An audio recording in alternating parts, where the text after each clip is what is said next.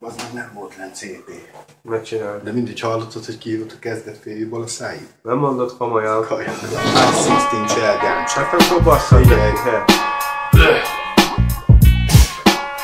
Yo, ja, ja, ja.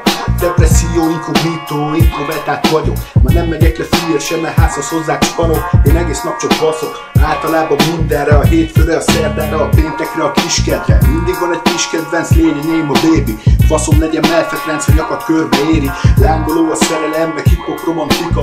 Füllet erotika, mikor beízik a szobba. Ez egy másik galaktika, ahol félhomályba tekerem. Tudod, én egy terelem esze, ittam kell a geci. Figyelj ide kicsi, nem is nagyon értem Micsi. A nagy halak között tudod, te nem vagy Március neci. Repcelébe strici, a gyertyafénybe fuck you. Egy kis kül, meg egy kis és egyből mondod love you.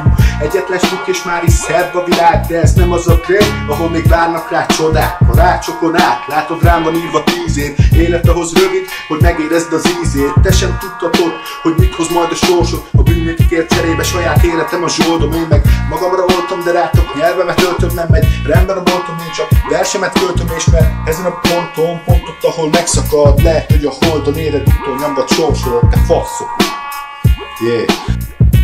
És az én kihívottaim, tehát Farkas Francesca, a Victoria filmfő szereplője, Tupac Amaru Shakur, alias Fénylőkígyó, Biggie Smalls, Christopher Wallace, Peterből Brook és a Poetic Deathből a Csepei.